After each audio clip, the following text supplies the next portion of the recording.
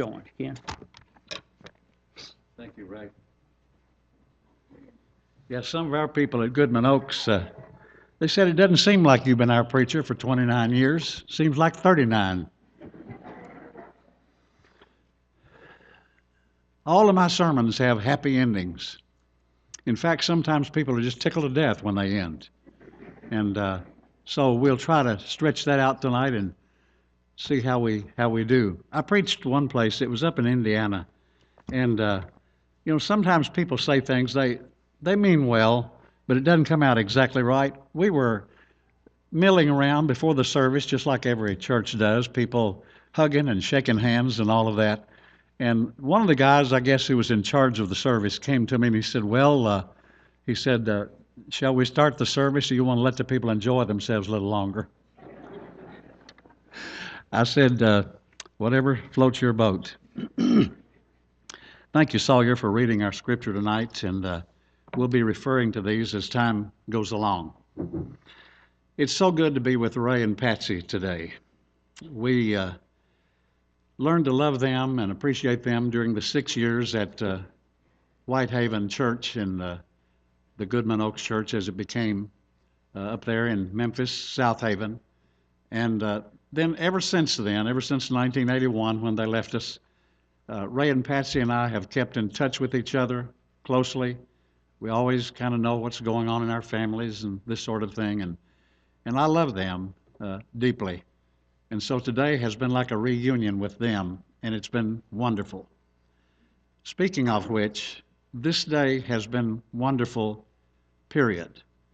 I'm so glad that you have invited me to come here and preach today, because I have met so many people who have been so gracious and kind to me, and it's the wind beneath my wings, and God's people everywhere are a source of strength to me and to you and all of us everywhere we go. And I am coming to appreciate that more and more as I grow older. So thank you for inviting me to come today to 4th Street. I do hope you'll invite me to come back sometime. And if you don't want me to come, don't ask me, because I'll be glad to come anytime. It's a joy to be among people like you. We're in God's hands. All of us are. And I'm presuming that you have surrendered your life to King Jesus and that you are a Christian. Most of you in this room will fall in that category. And God is going to change each one of us into the image of His Son, Jesus Christ, sooner or later. I want Him to be changing me into His image every day. One of the things that we enjoy when we come for worship together as God's people is that we are constantly being changed. It's kind of like education. You go along and you're not sure that much is happening, but after a year you look back and say, I've learned quite a few things. And it's that way in the Christian life. We grow discouraged and weak and frustrated, but at the end of the day, we look back and God has allowed us to grow and be changed into the image of His Son. He's working with us every day toward that end. Then when we all get to heaven, we will all be changed. In the twinkling of an eye, we will all be changed. Apostle John said, "But we know that when He appears, we shall be like Him, for we shall see Him as He is." The sermon tonight is not going to be a complicated piece of philosophy or something that you wonder what I'm trying to say when you leave here. I can tell you right now that this is not a cleverly devised message at all, but it is just a simple, straight-up message about what ought to be your favorite topic and mine: Jesus. When I look back over my preaching life, I honestly can say that I am not aware of having preached anything that is doctrinally wrong. I say that not proudly, but I say that thankfully. But one thing that I wish I could change in all of the years that I've preached is this: I would preach about Jesus a whole lot more. This world needs to hear about Jesus. This world needs to see Jesus alive in me, but it needs to hear about Jesus. And as we preach, we need to remember that. We're going to look at some scriptures now, and the first one will be John chapter 1, and this is from verses 1 and 14, where it says, "In the beginning was the Word, and the Word was with God, and the Word was God. He was with God in the beginning." And then it says in verse 14 that the Word became flesh and dwelt among us.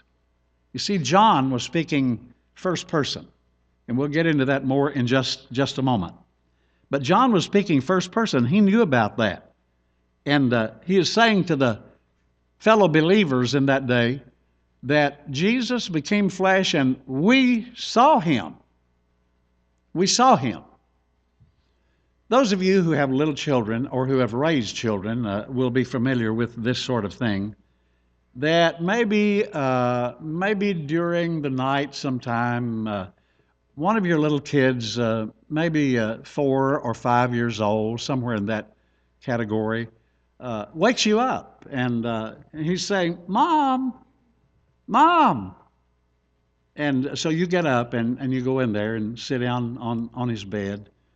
And he says, "Mom, a storm is coming up, and the thunder is and the lightning, and I'm scared. It's dark. It's dark in here, and I'm afraid."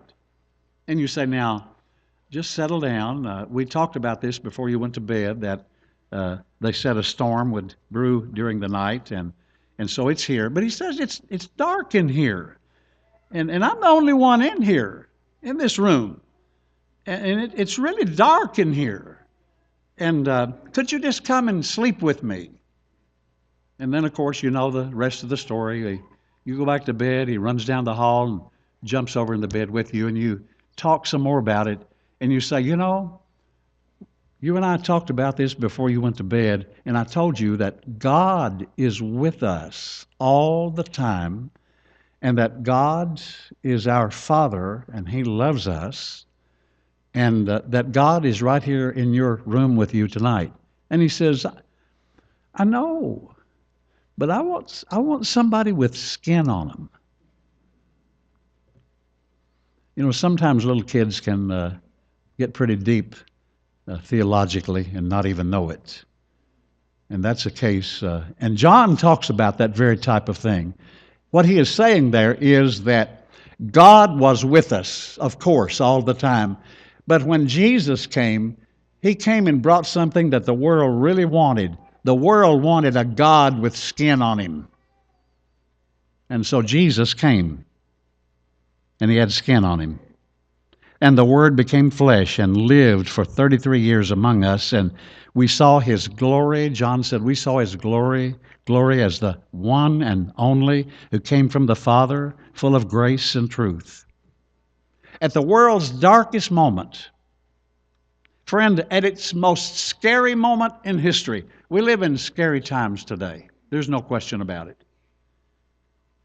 But it was bad then, and God came into the world with skin on Him, and they called Him Jesus. And the angel had said, "You will call Him Emmanuel," because it means what? God with us. And so when they touched His hands, when they patted His back, or when He took hold of them and maybe hugged somebody, it was God with skin on Him. And I'm here to tell you tonight that Jesus Christ is the greatest person you will ever meet in your life. He's not somebody that's made up. He is not a fable, okay? He is not some person that we invented so that we could build church houses like this and have crowds of people like this come together. No, He's not that at all. 1 John chapter 1, verses 1, 2, and 3. Here's what it says over there in that. And we're all familiar with John's writings about Jesus. He wrote so much about it. 1 John 1, 1 to 3. That which was from the beginning. Now you listen to this personal message. Which we have heard. which we have seen with our eyes, which we have looked at and our hands have touched. This we proclaim concerning the word of life. The life appeared. We have seen it and testified to it. And we proclaim to you the eternal life which was with the Father and has appeared to us. We proclaim to you what we have seen and heard, so that you also may have fellowship with us, and our fellowship is with the Father and with His Son, Jesus Christ. What John is saying here, in my everyday vernacular, John is saying, I walked with Him. I talked with this man. Don't tell me that he is a figment of my imagination. I hugged his rugged body. I saw the calluses on his hands. I saw tears run down his windburned and sunburned cheeks. I laughed with him and I cried with him. I sat around campfires with Jesus. I watched him deal cleverly with the Pharisees. I saw him. These eyes of mine, John said, they saw him straighten up crooked legs and cause people who were blind to be able to see. He said, I was there, and I'm telling you, he was the greatest person I ever met. That's really my capsulization of what John is saying there in that verse or in that passage. And if John were with us here tonight in this service, he would stand right up here and say, Amen. That's what I'm saying. When are you the least cool? You know, your kids and your grandchildren, they'll say, you're cool. I remember 3 years ago, I got another Mini Cooper, and this time I got a bright red one with white racing stripes on it out there. And my granddaughter, I sent her a picture of it, and my granddaughter said, Granddaddy, you're cool. And I thought, well, I hadn't been told that in a long time. But when are you the least cool? I tell you when I'm the least cool. It's when I wake up in the morning. I've been sound asleep for a few hours, and I wake up in the morning. My ankles are stiff. My arms won't work right. My back is stiff and all that, and you got to get, move around a little bit.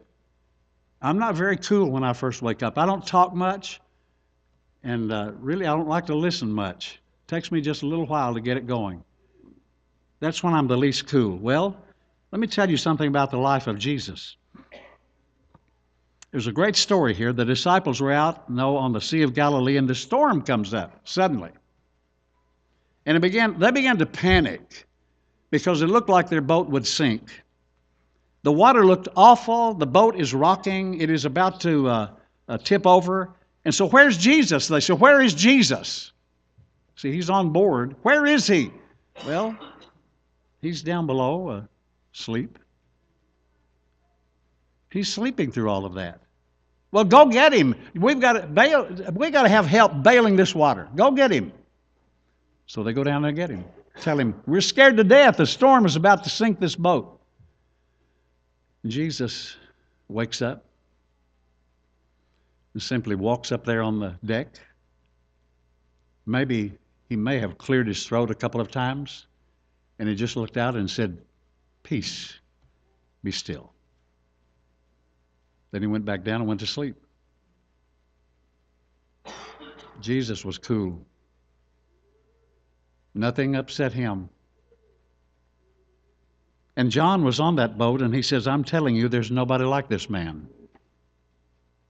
Was John impressed with Jesus? You bet he was.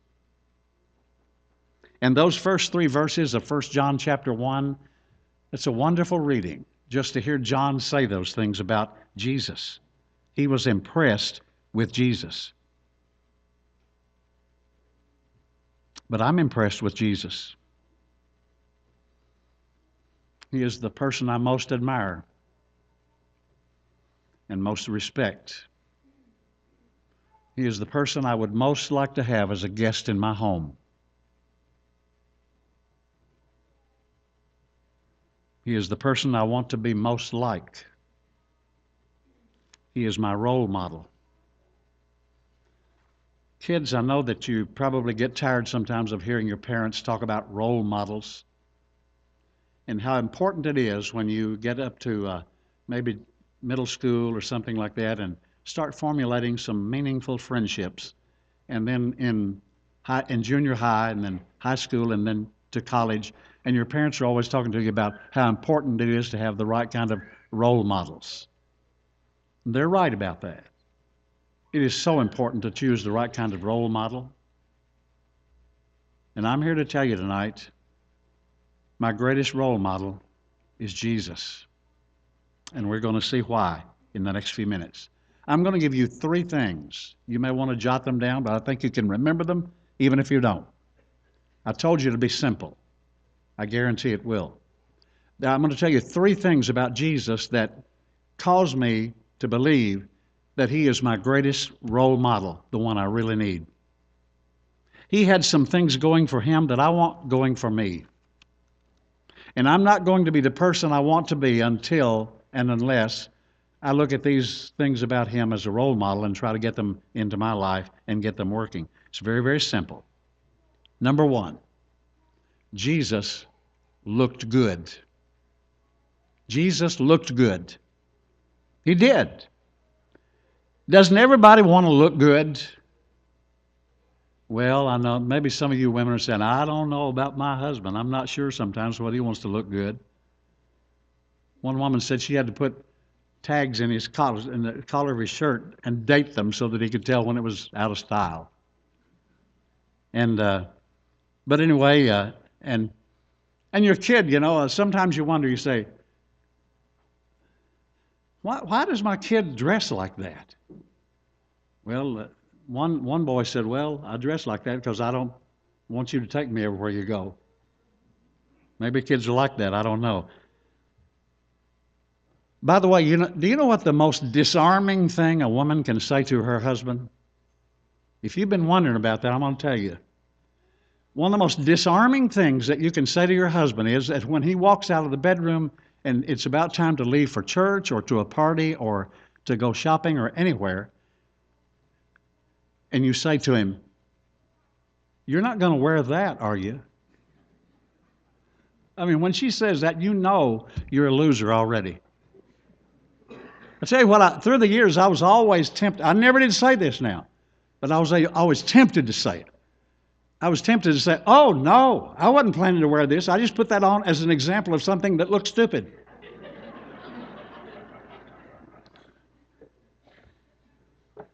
We all want to look good, don't we? Jesus was good looking. And you say, now, wait a minute, preacher. Didn't I hear one of you guys from a pulpit sometimes say something about a verse in the Bible that says Jesus was ordinary looking, or that he had no, as the King James Version says, no special comeliness about him? Yes, that's in Isaiah chapter 52, I believe it is. I know it says that. But let me tell you, my friends, little children were drawn to him. Men were drawn to him. Women were drawn to him. Why? Well, because he had this great tan, right? Was it because he had these big biceps and these abs and all of that? And all those things that I've searched for on my body and I don't find them there. Or was it because Jesus wore Guess robes or Reebok shoes or whatever is the hottest thing now? Was it because he had this black wavy hair and white teeth and fresh breath? No, sir. It was none of that. Jesus looked good, but he looked good from the inside out. He had such a heart that was so in tune with the will of God that he was beautiful from the inside out. And I got to tell you that when you work on the inside stuff, you can't help but look good on the outside. You don't believe that? What about your grandmother? with her stooped shoulders and her skinny body and her wrinkled skin and the flaws on her face, and a lot of her hair is missing. Is your grandmother beautiful? Your grandmother is beautiful. She's beautiful because it starts on the inside. She loves so sincerely, and she lives such a good life, and she's so sweet that you bet she's beautiful. And that's the way Jesus was. I want to be like that.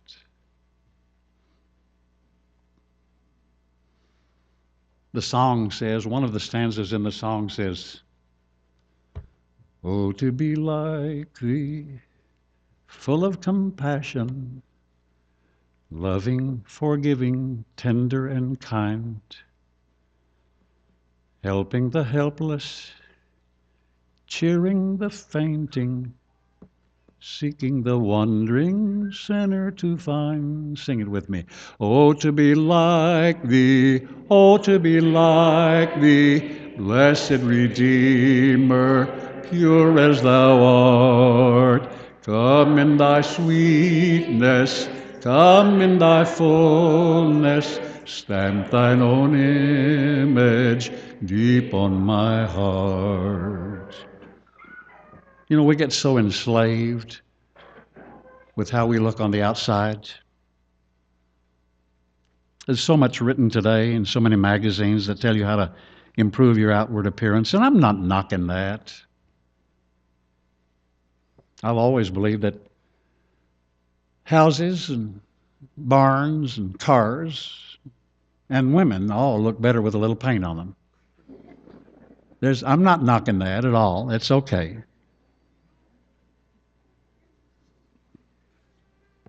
You know, I've never seen a completely ugly woman. Not totally. Now, yesterday at the airport, I saw one that was close. But not totally. Nobody is totally ugly, okay? And the lady that I saw was probably beautiful on the inside. I'm going to give her that. But what does it say over there in 1 Peter? There's a verse in a couple of verses. 1 Peter chapter 3, verses 3 and 4. Peter is talking to Christian women here, and he says, Your beauty should not come from outward adornment, such as braided hair, wearing of gold jewelry, and fine clothes. Instead, it should be that of your inner self, the unfading beauty of a gentle and quiet spirit, which is of great worth in God's sight. Is Peter saying there that you should not wear jewelry? Is he saying that you should not fix your hair up pretty? No. What he is saying is that you want to be a beautiful person, but it must originate on the inside. Your beauty must originate on the inside, and when it does, you will be a beautiful, beautiful person. On the outside, it can be plain brown wrapper, but on the inside, it needs to be solid gold, and you can make it that way. The inside is what matters. I was with somebody at a flea market up yonder close to Jasper, Indiana. I was preaching up there year before last. We went to this flea market, and of course they're always selling all this stuff. And there was a woman there that she was selling this product. And she said it'll make you look 20 years younger in 6 months. And I told my buddy, I said, apparently she just started taking it last week. It hadn't really worked yet on her. But anyway, beauty needs to come from the inside. It really does. And I see a lot of people trying to change their appearance so much. Spend a lot of money on cosmetic surgery, and that's okay. If you need to have it, and if you've got the money, I say go for it. Your friends will probably be glad. But some people just spend their time thumbing through the pages of 17 and Glamour and Muscle Fitness and Slimmer Trimmer and all kinds of magazines. They flip through these pages and all that, and they just drool and they say, oh, if I could only look like that. But guess what? I'm telling you the truth. If you are a loving or an unloving, unkind, harsh, critical, complaining, fat man, you'll be the same way as a skinny man.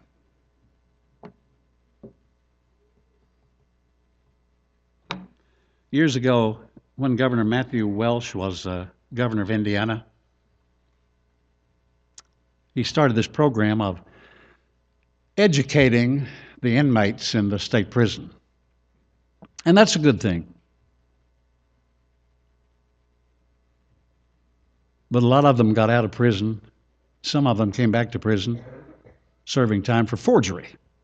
They'd learned to write all right. What happened? Forgot to change the inside. That's what happened.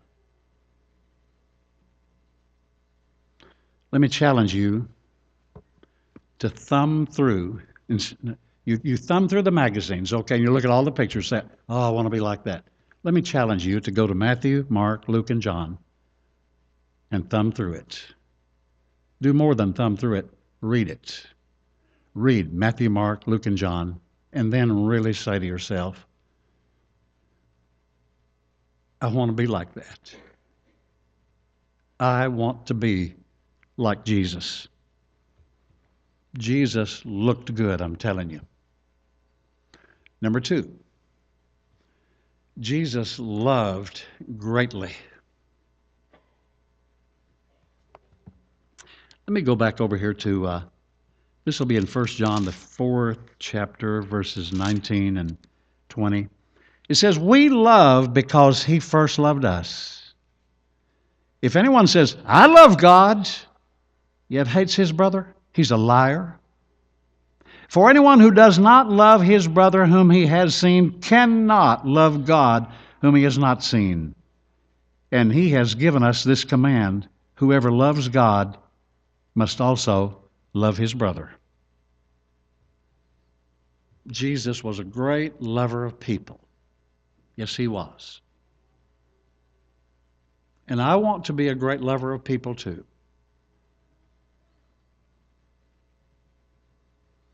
When everybody else made fun of a blind guy at the gate, Jesus stopped and talked to him. When everybody else would run from the leper and shout, unclean, unclean, Jesus would touch him. A Samaritan, this Jewish man who was supposed to have no contact with a woman, let alone a Samaritan woman, Jesus said, oh, I want to give you the living water. And I want you to know you don't have to live like this. Jesus looked up into that tree that day and saw Zacchaeus. Everybody despised a tax collector. And Jesus said to him, let's do lunch together at your house. And they did. No one else would do that. But Jesus did. I got to tell you tonight, I'm not there yet. Okay? I want you to know, I'm as human as you are. I'm not there yet. My love for everybody is not that full grown. Well, I want it to be, but it's not. I heard a preacher tell about an experience in Lexington, Kentucky. How that he had been trying to convince his congregation of just how little love they showed toward the down and out. You know, Glenn Campbell sung about that. Don't just walk on by the down and out. Lend a helping hand instead of doubt. Well, anyway, one Sunday afternoon he went to the lady in charge of the drama department at the university and had her to completely make him over. She just made him over into a homeless person. I mean, he said, I not only look like a homeless person, I smell like one. And he said, when it came time for the Sunday evening service, I walked in and took a seat. He said, 2 people got up and moved away from me. Nobody spoke to me. And then when it came time for the sermon, he got up and walked down here and then took all that stuff off, and they saw who he was. He said, that night we learned a whole lot about ourselves and how that we have not attained the goal yet of loving everybody as we should. A man told about a junior and senior high camp for young people. And they were going to have talent night. It was going to be the last night at camp. A lot of times talent night comes on the last night of camp. And if you've ever been to one of those, it'll last 2 or 3 hours because everybody's got to do something. And this kid asked the preacher, or rather the person in charge of the camp, said, could I sing? He said, I want to sing the song, Friends Are Friends Forever. Well, he said, I thought, but he said this kid was a little bit mentally challenged and he could not carry a tune at all. And he said, I knew that if I let him up there, he would try to sing the song, make a mess of it, and the other kids would laugh at him, and it would actually wind up hurting him. So he said, I didn't want to do it, but he was insistent. And he said the kid got up there, brought his boom box with him, turned it on, and started to sing. And he said he wasn't even close to the tune or the rhythm either. And there was snickering all over. And he said, you know what happened? He said a 13-year-old girl named Jessica got up and walked down there, put her arm around him, and sang the song with him. A friend is a friend forever if the Lord is the Lord of them. And a friend will not say never, and the welcome will not end. You know what Jessica did that night? She showed them how you love everybody, especially those who are hurting or in bad circumstances. Jesus is my role model because he looked so good and he loved so greatly. One more thing about him. Jesus lived right. He was committed to doing the right thing. Oh, you remember the scriptures where they will say, not my will, but yours be done. Not your way or not my way, but your way. Not my plan, but your plan. Not my direction, but your direction. We've got to get to that point. We've got to get to the point to where we want to live right because it is right to do it. One more passage, and this will be from Hebrews, the 4th chapter, Hebrews 4, 14 and 15. Therefore, it says, since we have a great high priest who has gone through the heavens, Jesus, the Son of God, let us hold firmly to the faith we profess. For we do not have a high priest who is unable to sympathize with our weaknesses, but we have one who was tempted in every way just as we are, yet without sin. This says that Jesus was simply committed to doing the right thing always. And that he was tempted in every way just like we are. I think that means in principle. Was he tempted to cheat on an exam? Yes. Was he tempted to get smashed at a party? Yes. Was he tempted to tell a lie? Yes. You name it, Jesus was tempted to do it because it says here he was tempted in all points just like we are, yet without sin.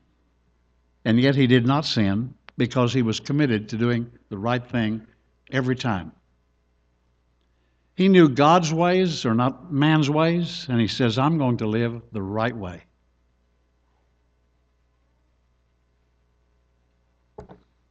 I've just got to make that decision in my life that I'm going to be like him in every way. When I look around and see our nation, as Chuck Colson would put it, with both feet planted firmly in midair, it kind of describes us. We have so much moral relativism these days.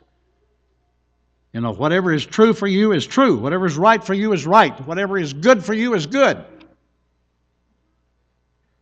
But my friends, I got to tell you, there is a standard of right and wrong.